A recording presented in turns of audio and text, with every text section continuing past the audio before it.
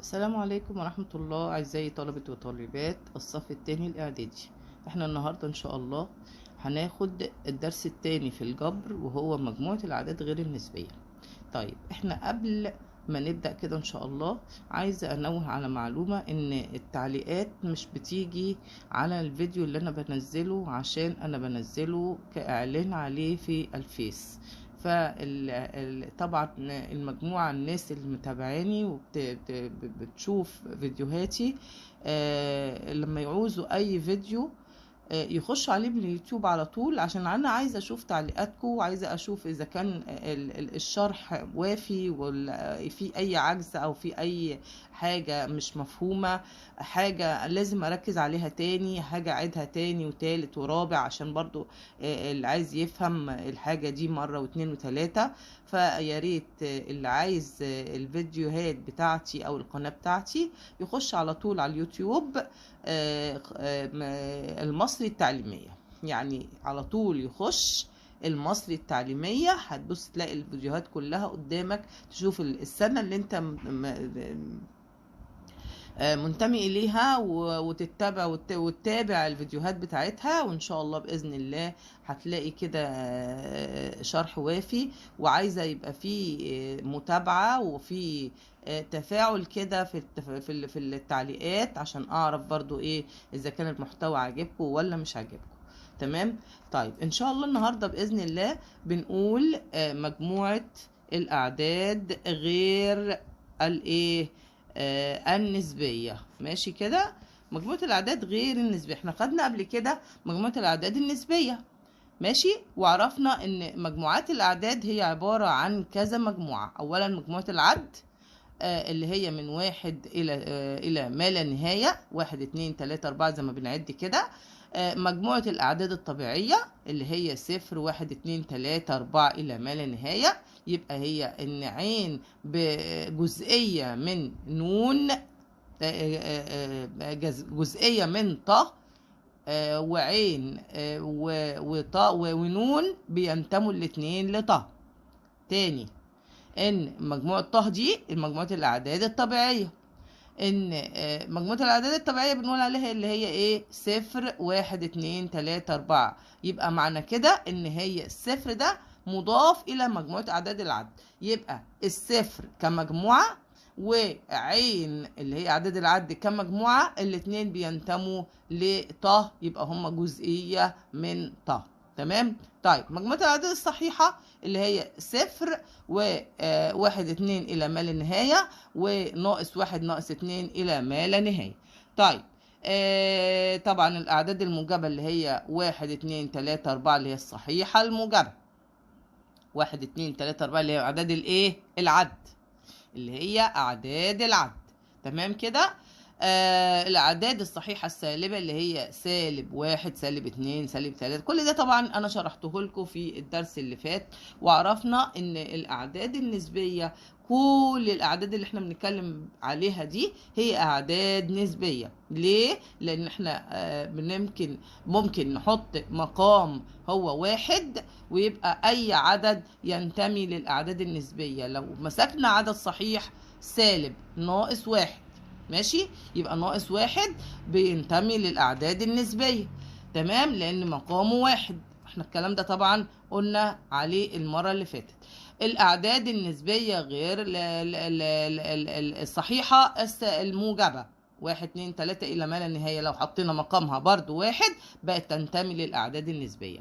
تمام. طيب يبقى احنا كل دوت عرفنا ايه هي الأعداد النسبية وايه هي الأعداد الصحيحة وايه هي الأعداد الطبيعية وأعداد العد. طيب عندنا درسنا الجديد بقى اللي بنتكلم عليه،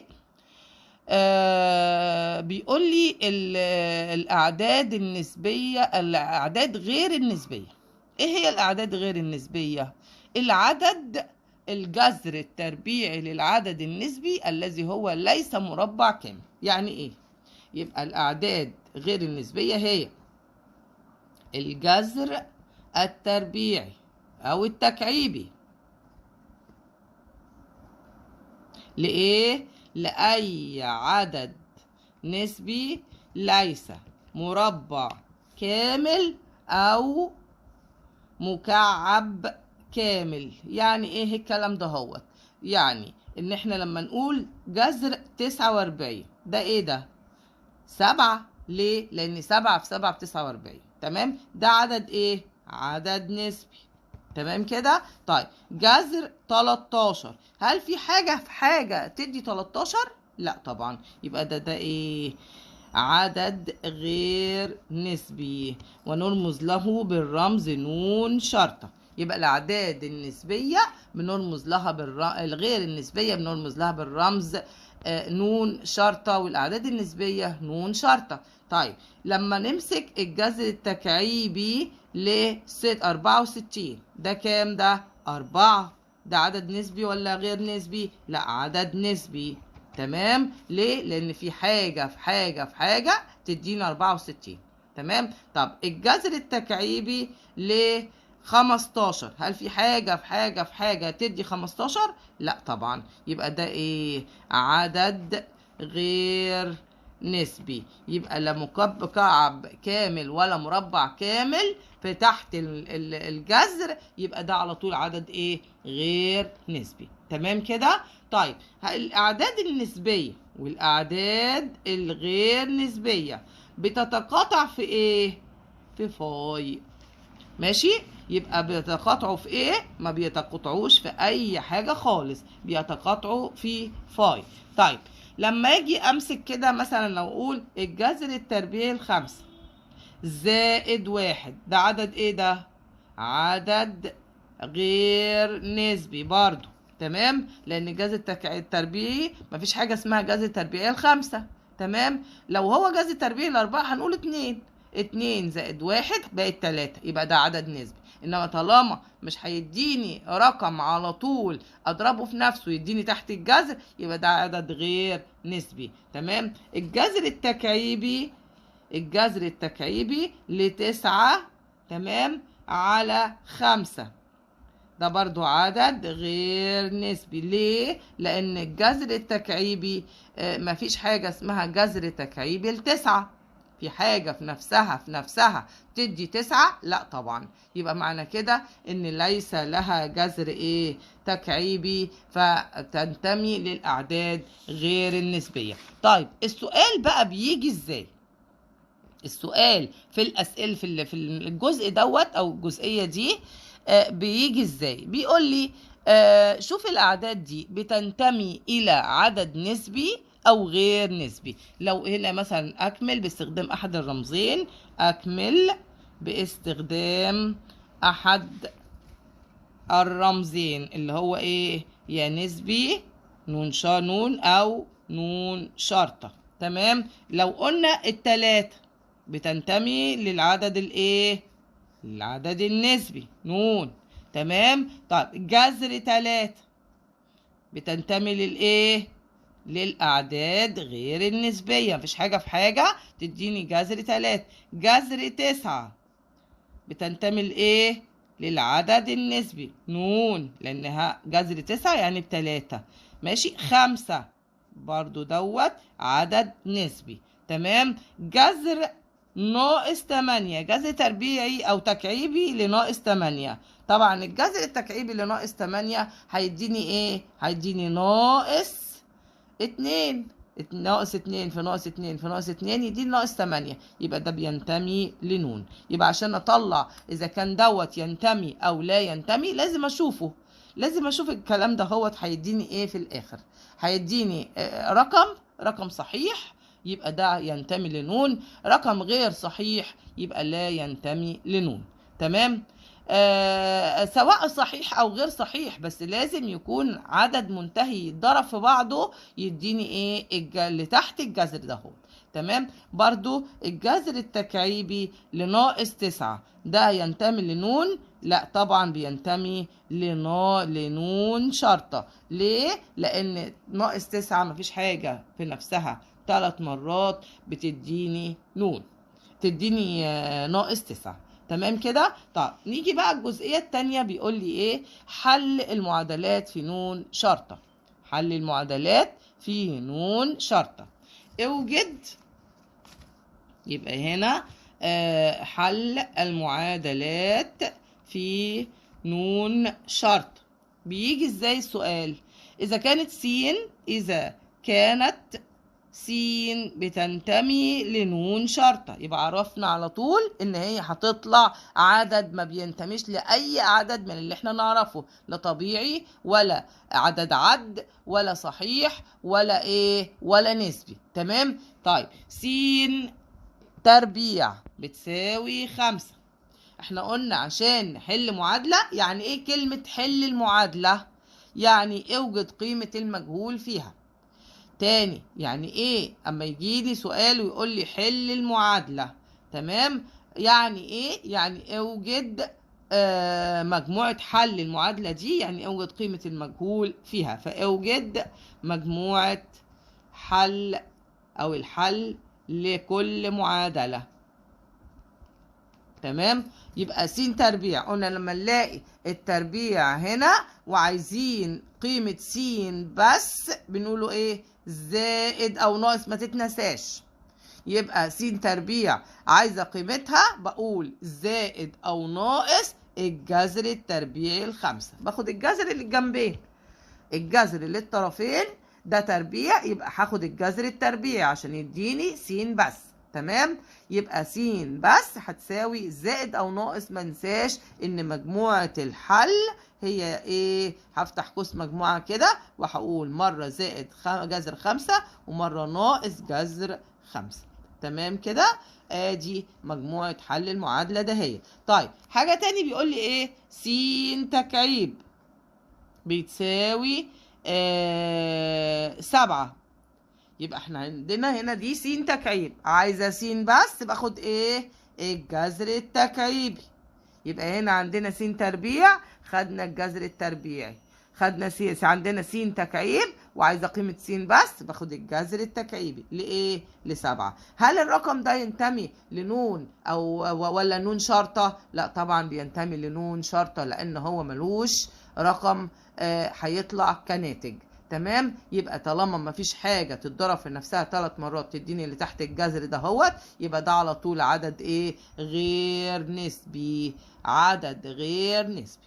تمام كده؟ يبقى الجذر التكعيبي يبقى مجموعة الحل بتساوي، هفتح قوس مجموعة، الجذر التكعيبي ل7. تمام؟ تمام. طيب حاجة تاني بيقول لي ايه؟ بيقول لي إذا كان 2/5 س تربيع، س تربيع بتساوي 4/25. 4/25. طيب احنا قلنا عشان نخلص من اللي قدام س تربيع، لو هي مثلا مضروبة يبقى بعمل ايه؟ بقسمها. يعني ايه مضروبة؟ بقسمها. يعني لو هي مضروبة في لو مثلا قلنا كده على جنب كده بيقول لي 2 س، احنا قلنا عشان اخلص من اللي قدام س بروح اقسم على الاتنين. طيب هنا 2/5، يبقى بقسم على 2/5، يعني بضرب في ايه؟ في 5/2. تاني الجزء ده. يبقى انا دلوقتي لما يبقى في حاجة قدام س وقال لي اوجد قيمة او حل المعادلة، يعني ايه حل المعادلة؟ يعني اوجد قيمة س المجهولة. يبقى معنى كده هعمل ايه؟ هتخلص من اي حاجة قدام س او اي حاجة اس س. يعني السين دي مرفوعة الأس كذا، أنا بخلص من الإيه؟ من الأس ده خالص. تمام؟ طيب عندنا هنا 2/5، عشان أخلص منها بضرب في 5/2. تمام؟ يبقى 2/5 س تربيع، بضرب الطرفين، يبقى بضرب الطرفين في إيه؟ في 5/2 معكوس الكسر اللي عندي. معكوسه 2/5 يبقى 5/2، 3/4 يبقى 4/3، وهكذا. اضرب الطرفين يبقى 4/25 في 5/2، دي مع دي فيها الاتنين فيها ال5، ودي مع دي فيها الايه؟ راحوا مع بعض كلهم، يبقى س تربيع بتساوي 2/5. 2 على ايه؟ على 5. دي س تربيع، يبقى معنى كده ان انا عايزه قيمه س بس. اعمل ايه؟ اخد الجذر التربيعي ل2/5. يبقى برضو هنا ما انساش ان زائد او ناقص، يبقى تاني أول ما ألاقي س تربيع لازم أكتب زائد أو ناقص. إذا مجموعة الحل بتساوي زائد أو ناقص الجذر التربيعي ل2 على 5. وبكده احنا عرفنا ازاي نحل اي مسألة في المعادلات. نوع تاني اما يقول لي 2 س تكعيب ناقص 7. في حل المعادلات يا اولاد عشان نحل معادلة لازم نخلي المجهول في جنب. يبقى كده معلومة جميلة كده تعرفها، ان حل المعادلة يبقى معنى كده ان انت تجيب المجهول في جنب والارقام في الجنب التاني. بعد كده بتخلص من من اي حاجة قدام س. طب نمشي واحدة واحدة كده في الكلام ده. عايزين المجهول في جنب، يبقى هتبقى 2 س تكعيب بيساوي تحت يساوي 3. دي هتيجي الناحية التانية بعكس الاشارة تبقى زائد 7. تمام. طيب 2 س تكعيب بتساوي 10. تمام كده. طب انا عايز اخلص من اللي قدام س، بقسم على اللي قدام س، يبقى دي راحت، يبقى س تكعيب بتساوي 5. صح كده؟ يبقى 10 على 2 فيها ال5. قسمنا هنا على 2 يبقى الجنب التاني نقسمه على 2 لان دي معادلة موزونة. عملنا جمع يبقى نجمع في الطرفين، عملنا طرح نطرح في الطرفين، عملنا قسمة نقسم على الطرفين، عملنا ضرب نضرب في الطرفين. تمام. يبقى عملنا س تكعيب لوحدها. تاني عملنا حل المعادلة يعني اوجد قيمة المجهول. عايزاكم تبقوا عارفين انتوا ماشيين ازاي في الرياضة. حل المعادلة يبقى عرفت خلاص ان اوجد قيمة المجهول. اوجد قيمة المجهول اللي هو مين؟ س في المعادلة. يبقى هنخلي س في جنب والارقام كلها هجمعها في الجنب التاني.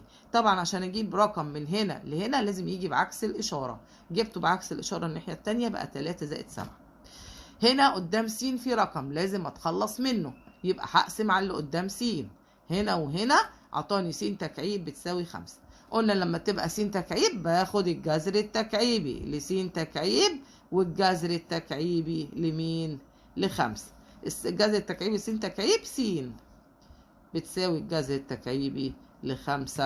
يبقى ده كده طبعا اذا مجموعة الحل بتساوي هفتح قوس مجموعة الجذر التكعيبي ل5. ولاحظ ان في الجذر التكعيبي مفيش حاجة اسمها زائد او ناقص، انما الجذر التربيعي فلازم احط زائد او ناقص. تمام. طيب المسألة التانية بتقول لي بتقول لي نص س تربيع ناقص 5. عايزين نحل مع بعض كده. يعني اوجد قيمة اوجد حل المعادلة. يعني عايزة كده تتجاوبوا معايا وتحلوا معايا. يعني برافو. يعني نوجد قيمة المجهول. تمام. المجهول هنخليه في جنب واحد ونخلي الارقام كلها نجمعها في الجنب التاني. دي هتيجي الناحية التانية تيجي بعكس الاشارة، يبقى هنا دي هتبقى 8.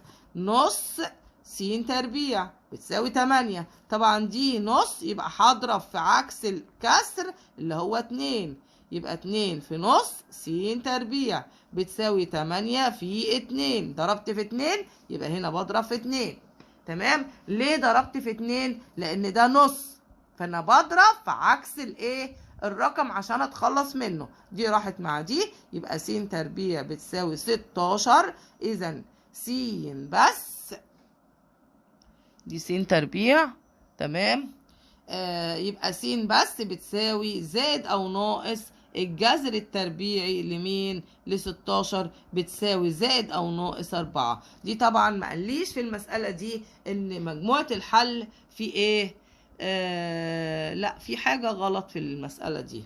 احنا هنا دلوقتي قلنا نص، يبقى هنا دي 16 الجذر التربيعي، يبقى اكيد دي جذر تكعيبي مش تربيعي، لان هي هنا بيقول لي بتنتمي لنون شرطة. لا هي تربيعي. تمام. نمشي كده خطوة خطوة، احنا ماشيين صح. يبقى احنا هنا هو بيقول لي هي بتنتمي لنون شرطة. تمام. اذا مجموعة الحل هل هي دي كده تنتمي لنون شرطة؟ لا، ما تنتميش لنون شرطة. يبقى معنى كده مجموعة الحل عندي فاي. تاني الحتة دي المعادلة احنا مشينا بيها زي ما احنا عارفين، طلعت لنا س بقيمة، لأن في حاجة تديني جذر 16. تمام؟ يبقى الحل ايه؟ هاخد الجذر التربيعي للطرفين لما جبت س تربيع في جنب الارقام في الجنب التاني، عايزه س بس باخد الجذر التربيعي للطرفين. يبقى هنا س بتساوي زائد او ناقص جذر 16. يبقى معنى كده ان س هتساوي زائد او ناقص 4. مجموعه الحل اللي عندنا ما بتنتميش لايه؟ لنون، هي بتنتمي لنون شرطه اللي هي الايه؟ اللي هي الاعداد غير النسبيه. معنى كده ان الزائد او ناقص ده مش تبعنا في الحل، يبقى مجموعه الحل هي ايه؟ هي فاي. ماشي؟ مجموعه الحل هي ايه؟ هي فاي. يبقى اخد بالي لما يقول لي الحاجه دي بتنتمي لكذا او لا تنتمي لكذا.